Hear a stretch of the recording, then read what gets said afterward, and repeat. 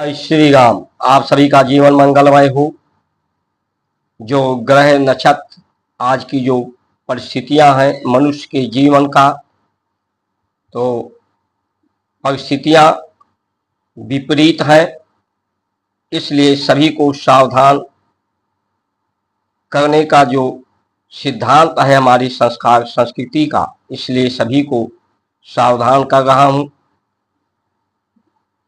भारत का जो संस्कार संस्कृति है वो विज्ञान सम्मत है, विज्ञान का ही सिद्धांत है। जीवन का सिद्धांत विज्ञान के अनुरूप, विज्ञान को ही अज्ञानता की समानता, विज्ञान सैद्धांतिक और जिसकी विज्ञान से भी प्रमाणित न हो उसको स्वयं के संज्ञान से, जैसे मन को विज्ञान प्रमाणित नहीं कर सकता, आत्मा को विज्ञान प्रमाणित नहीं कर सकता, सत्य को, ये जो इंद्रियां हैं ये भी विज्ञान है, शरीर भी विज्ञान है, ये शरीर विज्ञान है, संसार एक विज्ञान है, संसार के अर्थ विज्ञान है। तो इस विज्ञान को संपूर्ण रूप से इसके गुण, कर्म, काल, प्रभाव, परिणाम को सोच समझ करके, क्योंकि इसमें इसका जितना अधिक प्रयोग किया जाएगा संसार के अर्थ का, शरीर के अंदर अतिचारी हो जाएगा।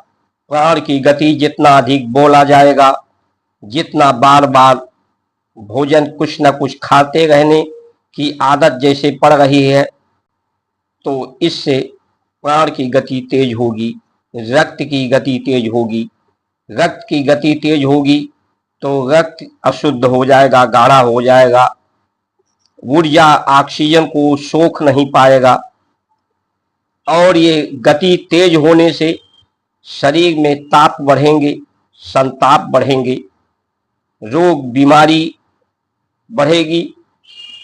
बुखार होता है तो शरीर अपने को शुद्ध करने के लिए पड़के, लेकिन लोग दवा खा लेते हैं। बुखार एक बीमारी नहीं है, प्रकृति अपने को सही करता है।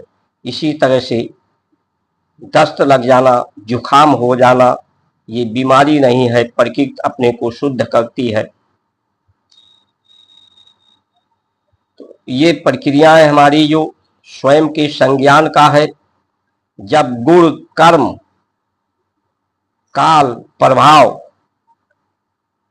का परिणाम, प्रयास जब शांति होता है, मन, इंद्रिया, चित्त, बुद्धि, शरीर में प्राण की गति शांति स्थिर होते हैं,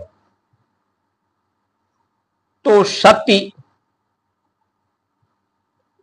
चेतना शांति होती है, तो सत्य का अनुभव किया जा सकता है। सत्य अनुभव में आता है, सत्य आचरण में आता है, और वो आचरण के रूप में उस जिसमें सत्य आता है, जो सत्य की इस परिस्थिति इसे प्राप्त होती है, सत्य का संग प्राप्त होता है, उसमें भय नहीं होता, उसमें भ्रम नहीं होता, कुछ भी खोने का भ्रम नहीं रहता, भय नहीं रहता, पाने का लालच नहीं रहता। उसे अनुभव होता है कि मैं ही अव्यक्त से व्यक्ति हूं। अव्यक्त था तो यही पांच तत्व आकाश, वायु, प्रकाश, अग्नि, जल था। व्यक्ति हूं तभी यही हूं।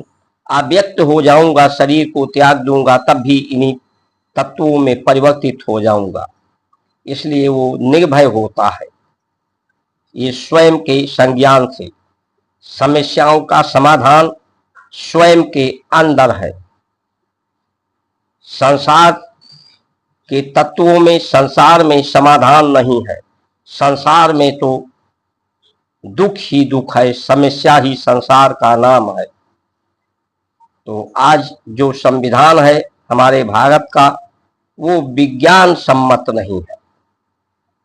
विज्ञान की प्रामाणिकता जात की नहीं है, लेकिन ये जात की व्यवस्था के नाम पर ये देश के लिए जो लालच पैदा किया जा रहा है, मुफ्तखोरी दिया जा रहा है। और ये 75 वर्षों में देश आजाद हुआ तो लोगों का पिछड़ापन, दलितपन क्यों नहीं दूर हुआ? इस आरक्षण की व्यवस्था इतना सार्थक होती तो इससे अवश्य हो जाना चाहिए। ये भारत के लिए कलंक है कि भारत में इतने प्रतिशत लोग अभी पिछड़े और दलित हैं। इतने प्रतिशत लोग हैं जिन्हें मुफ्त का अनाज या वो दूसरे पर उनका जीवन निर्भर है। सब में समान योग्यता के लिए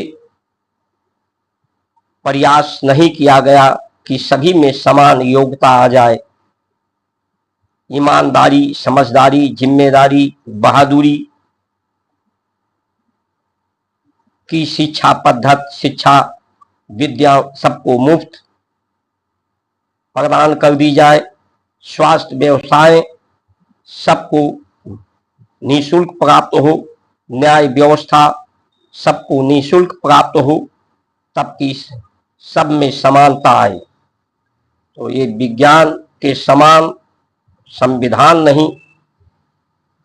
एक तरफ हम कहते हैं कि हम तीसरी अर्थव्यवस्था हो गए हैं, दूसरी तरफ भारत की ये व्यवस्था दिखाती है कि यहाँ इतने प्रतिशत लोग गरीबी से परेशान हैं। लोगों को इस संविधान से न्याय नहीं मिल पा रहा है। स्वास्थ्य व्यवस्थाओं से लोग स्वस्थ नहीं रह पा रहे हैं। 80% लोग बीमार हैं। कारण क्या है? ये लालच, ये फ्रीडम, बोलने की आजादी। क्या बोलेंगे? जो कुछ बोलेंगे वो झूठ ही बोलेंगे। जो कुछ आप अधिक से अधिक संसार के अर्थ का प्रयोग करेंगे उससे आप अत्याचारी ही होंगे, आपके द्वारा अत्याचार ही होगा। और वो अत्याचार सबसे ज्यादा स्वयं के ऊपर आप अत्याचार करेंगे। तो ग्रह नक्षत्रों की जो अत्याचारी की अवस्था है, अभी गुरु 8 साल तक अत्याचारी रहेंगे, 32 तक, 32 के बाद 35, 3 साल के बाद 35 से 44 तक। और ये जब भी अत्याचारी होते हैं तो परिवर्तन होता है। इसलिए जिनके पास सुख सुविधा साधन संपन्न ज्यादा है उनके जीवन का खतरा सबसे ज्यादा है। जो फ्रीडम चाहते हैं, क्योंकि ये फ्रीडम आपकी सुरक्षा को असुरक्षित कर देता है, उनके लिए सबसे ज्यादा इन 8 सालों में जीवन का खतरा बढ़ रहा है। इसलिए प्रकृति के सानिध्य में रहें। सादा जीवन, सरल जीवन, उच्च विचार जिनका रहेगा, जिनका मन, चित्त, बुद्धि, इंद्रियां शांत रहेंगी, चेतना शांत रहेगा, प्रकृति का जो विज्ञान है, शरीर का विज्ञान है, वो शांति का विज्ञान है। जय श्री राम।